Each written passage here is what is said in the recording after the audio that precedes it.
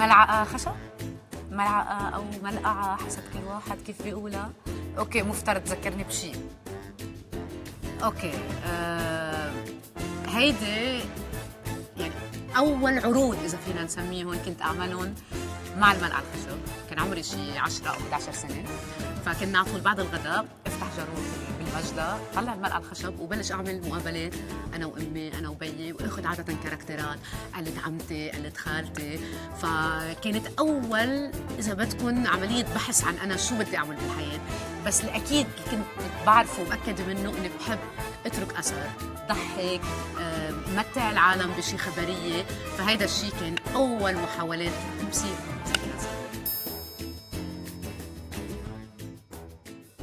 أنا ربيت ببيت بعتبر حالي معنية باللي عم بيصير حوالي، هيك ربيت إنه أي مشكلة بتصادفنا لازم نحن نقوم تجاهها. فأمي كانت بلجنة حقوق المرأة، بيي من الأشخاص اللي كتير معنيين بالوضع السياسي بالبلد، فأنا بكورت هيدا الإنتاج. فكنت بعتبر وما زلت إنه وخاصة على مستوى بلدي إني أكون معنية باللي عم بيصير حوالي، بوقف مع المرأة مع الطفل ضد العنف الأسري، ضد الظلم، مع حقوق كل شخص طالما هيدي الحقوق ما عم بتمس بحرية الآخر. فكنت وما زلت بجرب إني وصل الصوت قد ما بقدر، حتى إذا بدي أعليه كتير بقدر أعليه إذا في ظلم. هلأ بهذه المناسبة السعيدة بدي صر وارجع أكد الرجال هن اللي لازم يطبخوا. واضحة، لازم الرجال هن اللي يطبخوا، اولا لانه طبخهم كثير طيب، وثانيا انه نحن كثير عندنا مهمات بذات الوقت. فكان قبل كان المراه تشتغل بالبيت، الرجال يشتغل برات البيت. صرنا نحن النساء عم نشتغل برات البيت بس بعدنا بنشتغل جوا، فلازم المهمات تتقسم على الاخرين. فانا اشطر بقصص ثانيه لها علاقه كمان بالبيت وبالترتيب، بس الطبخ وحلو النساء تحمس رجالها انه طبخها كثير طيب حتى تستلم هيدي المهمه. اجمالا كله هو لانه مدير تصوير، فاي شيء بده يعمله يعني في انا مثلا كثير بيهمني الشكل، يعني اي صحن واي لون بده ينحط. فهو حتى اذا بده يحط سفره بده يعتبرها انه بعد شوي الواحد بده ياخذ صوره بالاخر. فهالقد كل شيء برزنتاسيون بيعملها اضبط مني بكثير. انا هو شخص حسي، انا شخص عملي، انا انه يلا في على طول في كلمة مشينا سيسرنا، هو لا انه بيرفكشنست، يعني بده كل شغله تكون متقنه.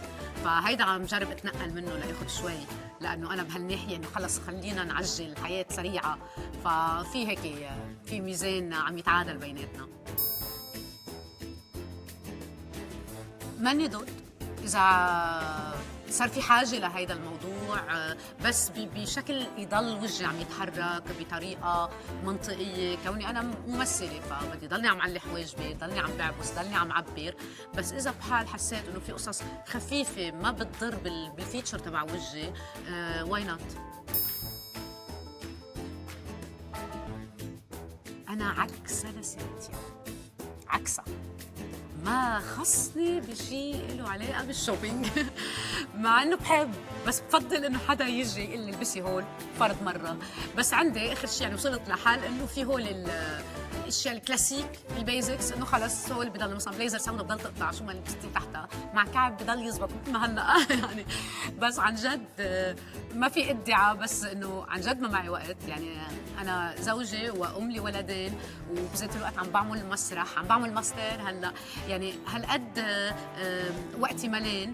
بس بعكس سنتيا الكاركتير كانت شوبوهوليك، كل الوقت بدها رضا ذاتي. وهذا بنرجع للمفهوم اللي عم نحكي عنه، اللي هو كله ببلش وبيخلص بقد ايه نحن شبعانين ثقه بحالنا من جوا.